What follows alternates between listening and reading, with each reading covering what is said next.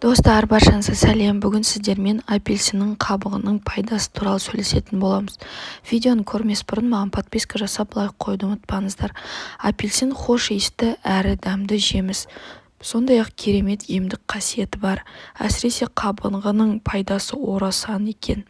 Бүгін сіздерге апельсин қабығының көмегімен емделетін 7 түрлі ауруды айтамыз. Егер сізде де осы аурулар мазалап жүрсе, онда апельсин қабығынан дертіңіздің дауа табыңыз. Қалай дайындаймыз? Алдымен ұрылмаған, қараймаған таза апельсинді таңдап аласыз. Сосын жылы сабынды сумен тазалап жуасыз. Артынан майлыққа қойып жақсылап құрғатасыз. Енді апельсиннің қабығын мұқият аршып, таза майлыққа қоясыз. Қабық әбден кепкен кезде орташа көлемде текшелеп тураңыз немесе үккіштің көмегімен үккіштеңіз. Ең бірінші пайдасы жөтелді емдейді. Тамағыңыз жыбырлап жөтеле бастасаңыз, суықтап қалсаңыз немесе тұмау тигізсеңіз, онда апельсин қабығымен ем ретінде қолданыңыз. 1 стакан қайнаған суға 2 ас қасық қабықты салып 5-7 минут тұндырасыз. Сосын сүзіп алып ішіңіз. Тіпті жатын бөлмеңізге апельсин қабығын қойсаңыз да керемет әсер ететінін сеніңіз. Екінші, бауырды тазалайды. Апельсин қабығындағы эфир майы бауырды артық заттан тазарып, иммунитетті нығайтады әрі жүйке жүйені тыныштандырады. Сонымен қатар ұйқысыздық ауруын шалдыққандарға, стресс алғандарға ұйқыға жатар алдында 1 стакан апельсин қабығынан дайындалған шай ішуге кеңес береміз. Үшінші, қызуды түсіреді.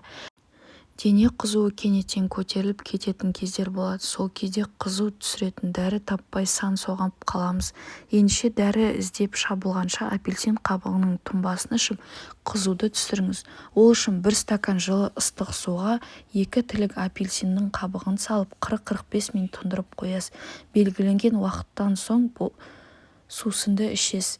Емді әр 1,5-2 сағат сайын қайталасаңыз, қызу тез түсіп, ағзадағы инфекция мен қажетсіз бактерия өледі. Бастысы ағза әлсіремей, керісінше күш-қуат алады.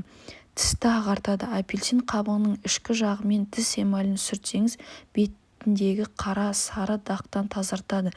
Тістің сыртқы қабатын жақсартып, ауыздағы жағымсыз иісті кетіреді. Емді күніне 2-3 рет қайталап тұру керек.